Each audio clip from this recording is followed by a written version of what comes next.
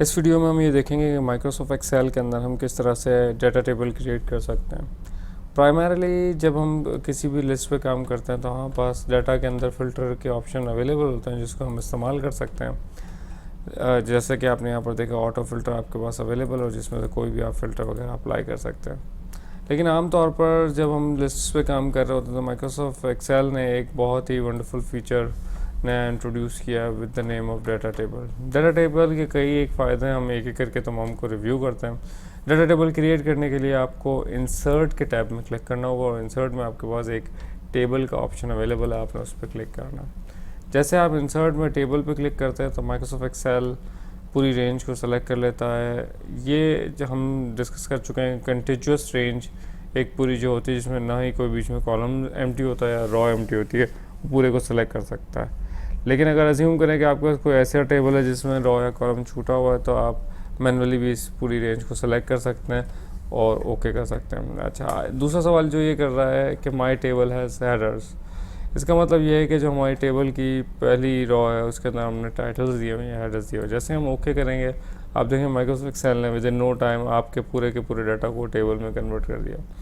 सबसे पहला इसका एडवांटेज तो आपको ये मिला कि इसने फॉर्मेटिंग कर दी है। फॉर्मेटिंग के अलावा ये भी है कि आपने जैसे यहाँ पर क्लिक किया तो मुख्तलिफ़ किस्म के फॉर्मेट्स अवेलेबल है, इसमें जो भी आप अपनी मर्ज़ी से फॉर्मेट को सेलेक्ट कर सकते हैं।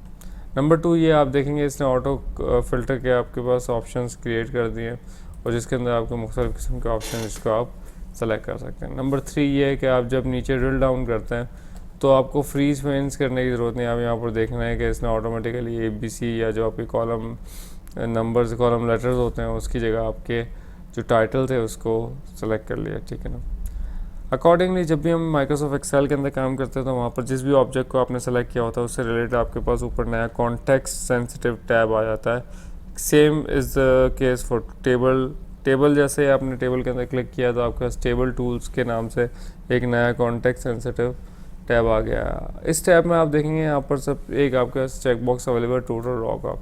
जैसे आप टोटल रॉ पे क्लिक करेंगे आप देखेंगे नीचे एक्सेल में तमाम रॉस का टोटल, तमाम जो आपका डाटा था उसका टोटल आपको डिस्प्ले कर दिया। अज्यूम करेंगे आप यूनिट का भी टोटल करना चाहते हैं तो बहुत सिंपल, आपने यूनिट पे रखा और यहाँ पर ड्रॉप डाउन पे क्लिक किया और यहाँ से आपने सम सेलेक्ट कर लिया।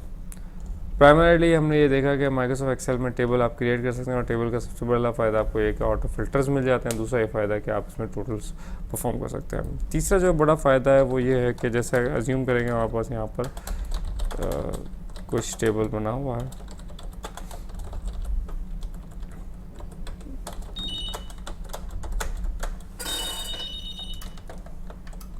जैसे हमने ये टेबल क्रिएट किया और यहाँ पर आप देखेंगे हमारे पास इंसर्ट में टेबल का एक ऑप्शन है। जैसे इंसर्ट में टेबल में क्लिक किया दोबारा से एक्सेल ने आपसे पता कर लिया और जैसे आप ओके करेंगे एक नया टेबल मिल गया। नॉर्मली जब हम डाटा फ़िल्टर करते हैं तो आप मल्टीपल फ़िल्टर रेंजेस नहीं दे सकते, लाइक यहाँ पर आपके मल्टीपल फ़िल्टर रेंजेस आप नहीं दे सकते, लेकिन टेबल के केस में ऐसा नहीं है। टेबल के केस में आप ये कर सकते हैं कि मल्टीपल फ़िल्टर्स एक ही शीट में रहते हुए अप्लाई कर सकते हैं और जिसको यूज़ कर सकते हैं। दूसरा बड़ा फ़ायदा ये है कि अगर आपने इस टेबल से कोई चार्ट या पिवट टेबल या कोई भी चीज़ बनाई है, जैसे आप इसको ग्रो करेंगे सबसे आखिरी वाले सेल में आकर आप टैब प्रेस करेंगे आप देखेंगे ये ऑटोमेटिकली ग्रो होता है। और जब ये ऑटोमेटिकली ग्रो होता है तो इस पर अगर आपने चार्ट या कोई भी चीज़ बनाई होती है तो वो ऑटोमेटिकली ग्रो करती जाती है। हम इसका एक बहुत शॉर्ट सा डेमो देखते हैं। हमने दे दिया, हम इससे एक चार्ट बनाते हैं। Alt F1 is the shortcut की टू क्रिएट चार्ट। जैसे Alt F1 किया आप देखेंगे यहाँ पर आपके पास एक चार्ट क्रिएट हो गया। अगर हम ये चाहते हैं कि इसमें मज़ीद चीज़ें ऐड करें, जैसे मैं टैब प्रेस कर रहा हूँ आप देख रहे हैं चार्ट के अंदर भी अकॉर्डिंगली इसने वैल्यू को ऐड करवा दिया। तो जितने मैं इस तरह से ऐड करता जाऊँगा अकॉर्डिंगली ये ऐड करता जाएगा, जबकि पुराने वक्तों में दोबारा से सेलेक्ट करना पड़ता था उस स्पेसिफिक रेंज को। फाइनली जो सबसे एक और ज़बरदस्त काम माइक्रोसॉफ्ट एक्सेल करता है वो ये कि हर टेबल को एक नाम दे देता है।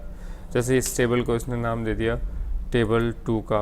अज्यूम करेंगे हमें ये नाम नहीं पसंद है, हम ये चाहते हैं इसका नाम कुछ और आ जाए, हम टेबल के डिज़ाइन के ऑप्शन में आ जाएंगे और जहाँ पर टेबल का नाम टेबल 3 लिखा हुआ है इसकी जगह हम जो है रीजन लिख देते हैं और ये आपका टेबल क्रिएट हो जाएगा। Thank you.